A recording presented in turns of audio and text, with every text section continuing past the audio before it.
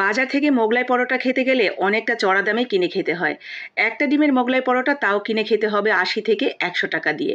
চাইলেই আপনি মাত্র একটা ডিম দিয়ে ঘরে তৈরি করে নিতে পারেন একদম হোটেলের মতো মোগলাই পরোটা।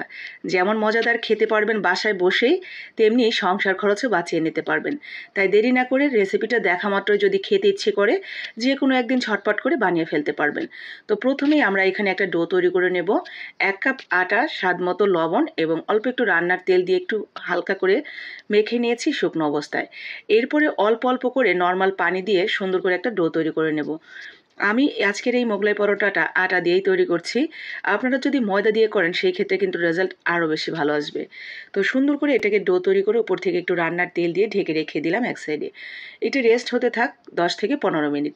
এইদিকে আমরা নিয়েছি পেঁয়াজ কুচি, মরিচ কুচি, আর সাথে দিয়েছি ধনিয়া পাতা কুচি, লবণ, আর এখন দিয়ে দিলাম ১ প্যাকেট সাদে ম্যাজিক।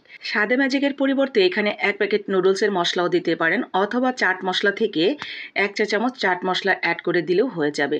একদম হোটেলের মতো হবে খেতে, আপনি বুঝতেই পারবেন না যে এটা বাসায় তৈরি করা হয়েছে। কাউকে খেতে দিলে সে কিন্তু ভীষণভাবে মুগ্ধ হয়ে যাবে।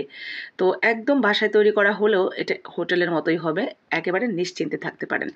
তো আমাদের ডিমের মিশ্রণটা রেডি হয়ে গেছে। একটা ডিম দিয়ে ব্যাটারটা রেডি করে এক সাইডে রেখে দিলাম। আর এইদিকে আমাদের ডোটাও কিন্তু দেখতে পাচ্ছেন মাশাআল্লাহ অনেকটাই স্মুথ হয়ে গেছে। আমরা ১ কাপ আটাকে ৩টা ভাগ করে নিচ্ছি, খুব বেশি বড়ও করিনি, আবার একেবারে যে পিচ্ছি পিচ্ছি করেছি তাও না। তো মাঝারি সাইজের ৩টা পরোটা হবে এখানে। তো আমি সুন্দর করে এইভাবে একটু উপরের দিকটা মসৃণ করে নিলাম।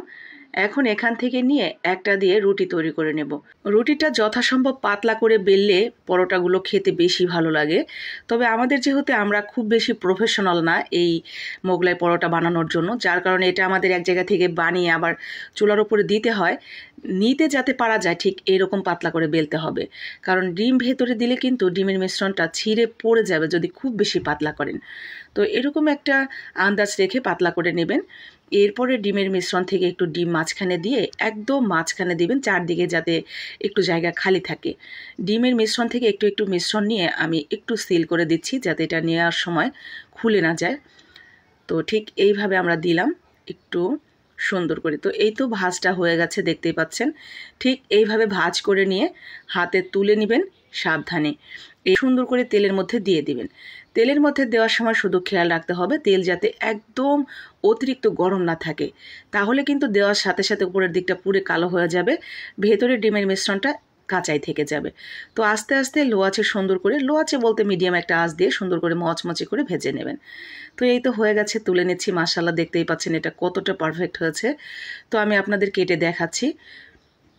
তো দেখেন একদম ভেতরে ডিমগুলো কতটা ফ্লাফি হয়েছে, আর দেখে মনেই হচ্ছে না যে এটা বাসায় তৈরি করা। আমার বড় ছেলে তো এটা খাওয়ার পর বলতেছে হোটেলের থেকেও নাকি বেশি মজার লাগতেছে। তো আমি তো আমার কমপ্লিমেন্ট পেয়ে গেছি। এরকম সুন্দর সুন্দর কমপ্লিমেন্ট কিন্তু আপনিও আপনার ভালোবাসার মানুষের কাছ থেকে পেতে পারেন। তাই যখনই খেতে ইচ্ছে করবে চটজলদি করে বাসায় একটু কষ্ট করে বানিয়ে নেবেন। যেমন স্বাস্থ্যকর খাবার খেতে পারবেন, তেমনি সংসার খরচও বাঁচিয়ে নেওয়া যাবে। ভালো লাগলে লাইক, কমেন্ট, শেয়ার করে দিবেন।